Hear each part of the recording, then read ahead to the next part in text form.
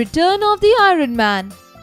Learning objectives. 1. You can be a hero even if you're flawed. 2. Become courageous in difficult time. Warm up. Many people become engineers, doctors, IAS officers, film stars and so on, but few become superheroes. Look at the pictures and discuss about. Think and answer. 1. What makes a person superhero? 2. How do superheroes make a difference? 3. Does every superhero have to fight or risk their life? Ted Hughes, 1930-1998, was one of the best English poets and authors of his generation. He is considered as one of the 20th century's greatest writers. The first book published by him was The Hawk in the Rain. He has written more than a dozen books including poetry and non-fiction. He attended the Maxborough Grammar School and penned his first poem when he was 15 years of age. He had started his formal education in English language after winning a scholarship from Cambridge University. He was very keen about reading Shakespeare, Keats' poems and folklore. The first published work of Ted Hughes was a poem that appeared in 1954. You might have heard of stories about demons, ghosts and spirits. Have you ever heard a story of an Iron Man? Here is a story based on the Iron Man, and let's read to find out how the plan of the villagers and the little boy worked out to trap the Iron Man. From farm to farm over the soft soil of the fields went giant footprints, each one the size of a single bed. The farmers, in a frightened, silent, amazed crowd, followed the footprints, and at every farm the footprints visited, all the metal machinery has disappeared.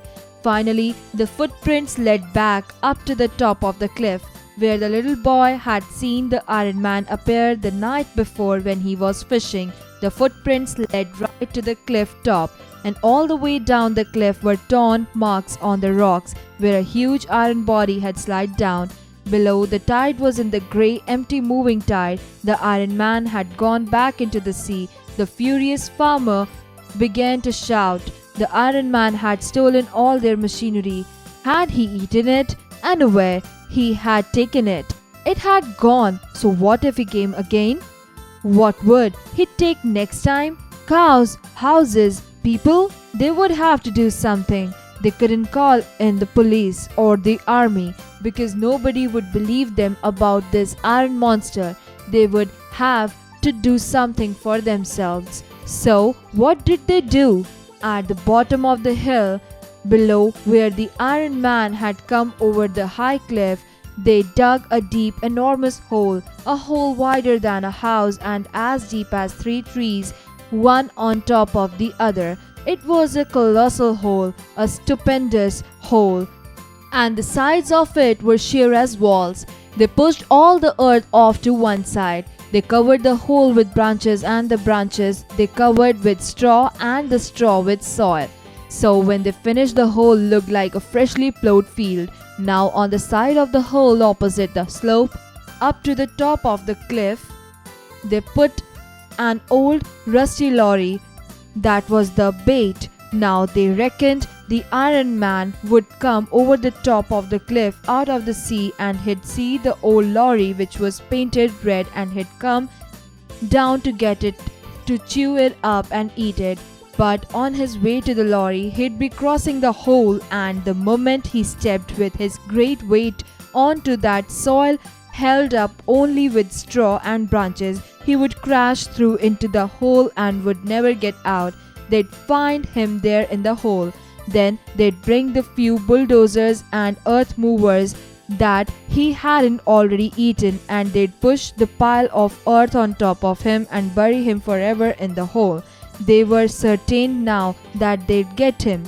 Next morning, in the great excitement, all the farmers gathered together to go along to examine their trap. They came carefully closer, expecting to see his hands staring at the edge of the pit. They came carefully closer. The red lorry stood just as they had left it. The soil lay just as they had left it, undisturbed. Everything was just as they had left it. The Iron Man had not come.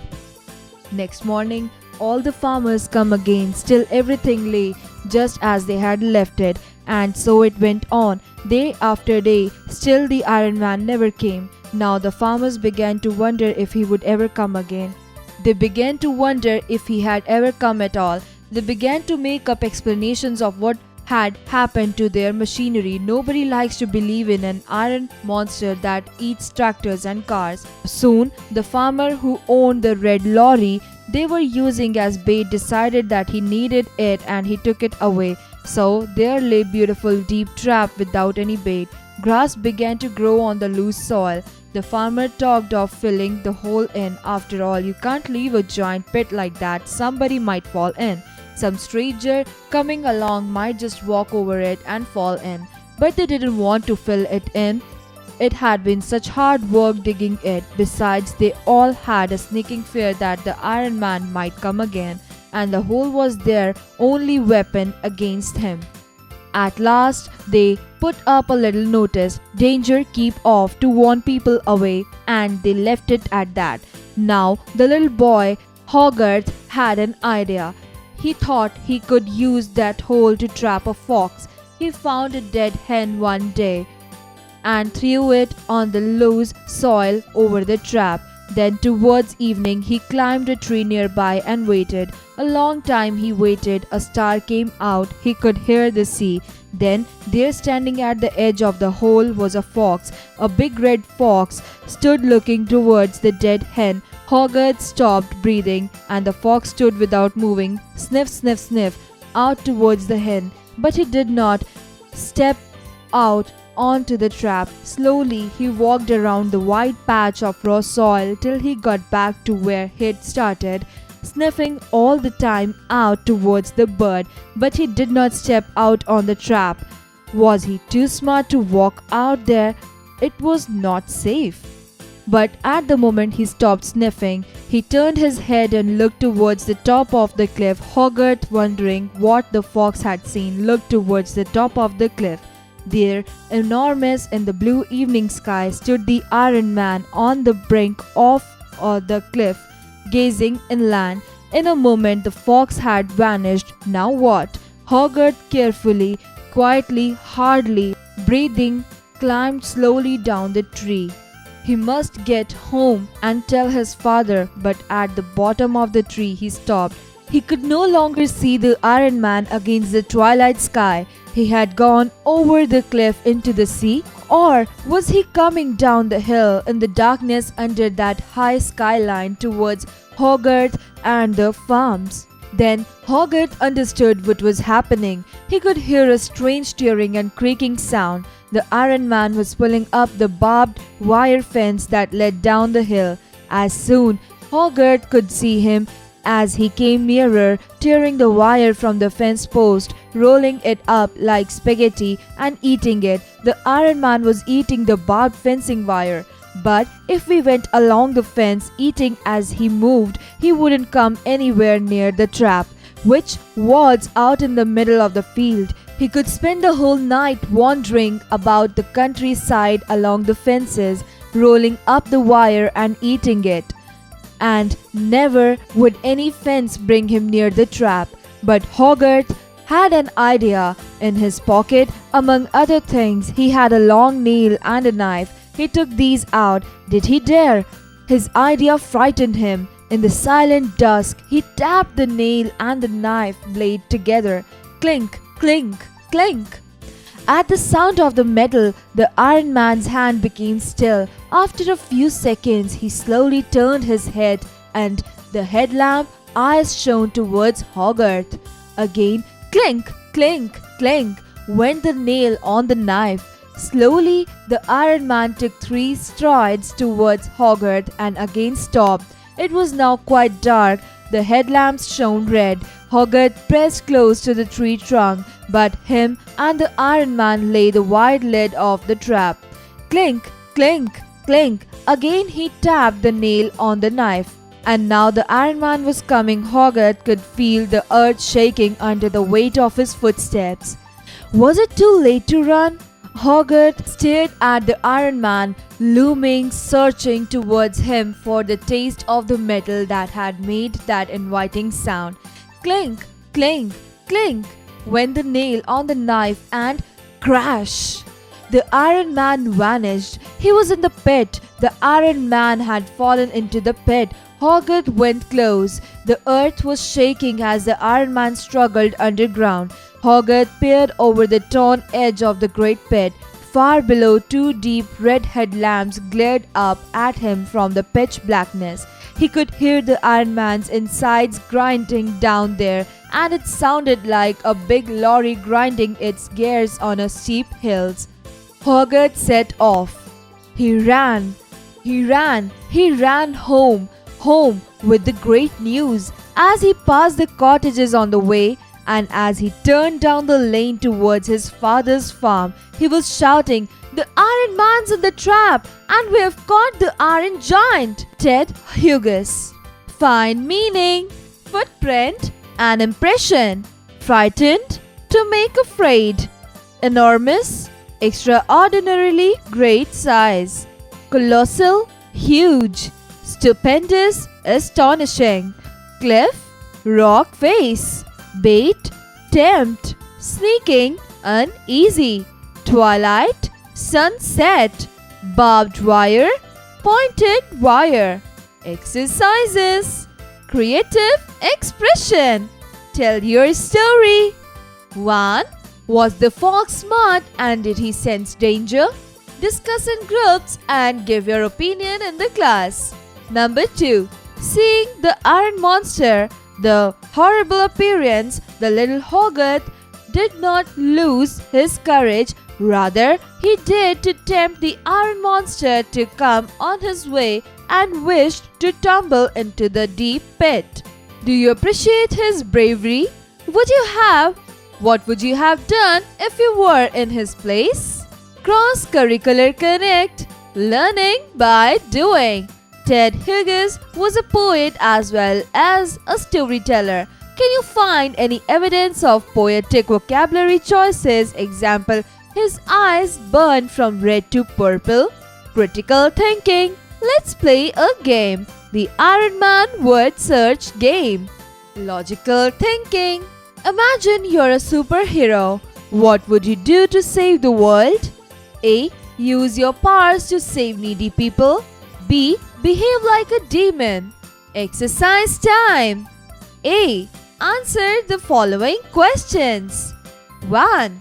Who were following the footprints? In which state of mental condition they were living? Answer. The two boys were following the footprints that were appeared from the steps of the house. They were wonderstruck to see the footprints without the body. 2. What did the farmers do to trap the Iron Man? Answer. The farmers create a trap for the Iron Man, a pit in the ground for him to fall into. Hogarth lures the Iron Man into the pit and the farmers bury him in. 3. The farmers thought the Iron Man came from the sea. What made them to think so? Answer. The farmers and villagers were certain that they would finally trap the Iron Man.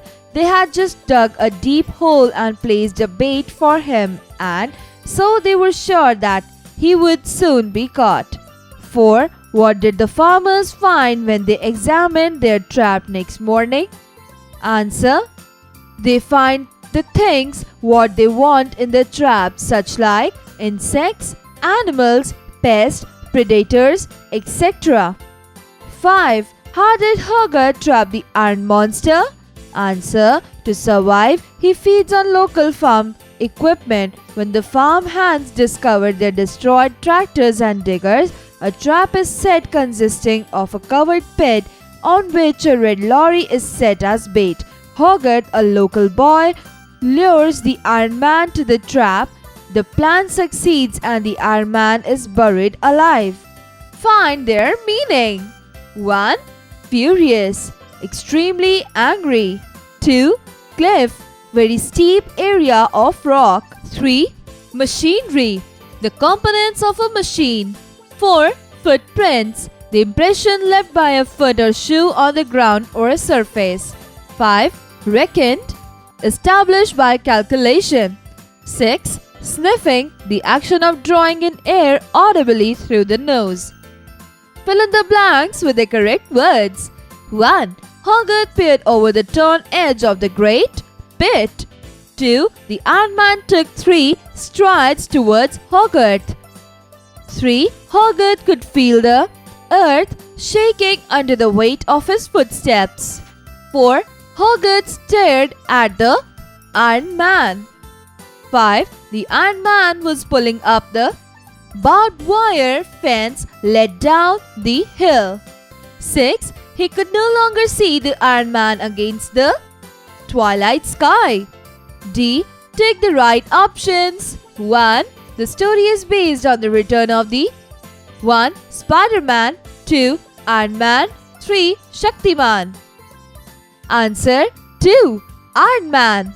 2. The villagers could not call the police or the army because 1. The Iron Man would take revenge. 2. They thought that the next time he might take their cows. 3. Nobody will believe that an Iron Man existed. Answer 3. Nobody will believe that an Iron Man existed. 3. The villagers did not want to fill the hole because 1. They had worked very hard to dig the hole. 2. They had been informed that the Iron Man monster would come.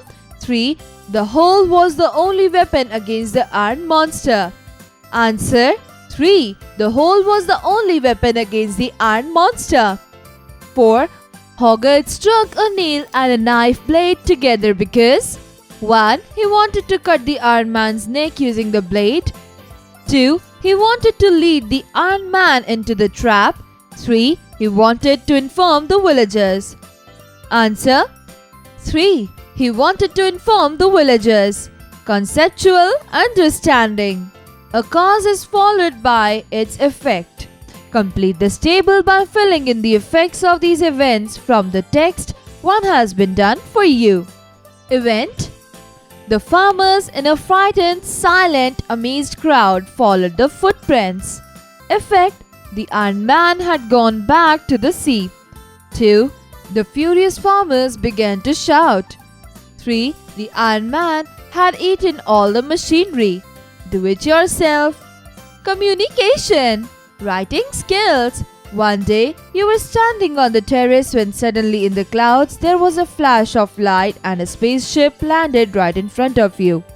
The doors of the spaceship opened and an alien walked out. Write a paragraph on your meeting with the friendly alien. Give a suitable title to your paragraph and draw as well as color the alien of your imagination. Do it yourself. Reading skills. Read the lines and write true or false for the following sentences. 1. At every farm the footprints visited, all the metal machinery had disappeared. Answer true. 2. The villagers informed the police about the Iron Man. False. 3. Little boy Hogarth thought he could use the hole to trap a fox. Answer true. 4. Hogarth stabbed the Iron Man with his knife. Answer false. Listening and speaking skills. The teacher will read out a part of the lesson. Students must listen carefully and identify the prepositions and the number of times they occur. Let's learn spellings. Correct the spellings of the words given below. Make other changes if needed, then write them in correct column below. Let's learn grammar. A group of words forming a part of sentence and having a subject or predicate of its own is known as a clause. Read the following sentences given in the table. 1. I know what I can do. Clauses A. I know. B. What I can do. 2. They asked why she was late. Clauses A. They asked. B. Why she was late.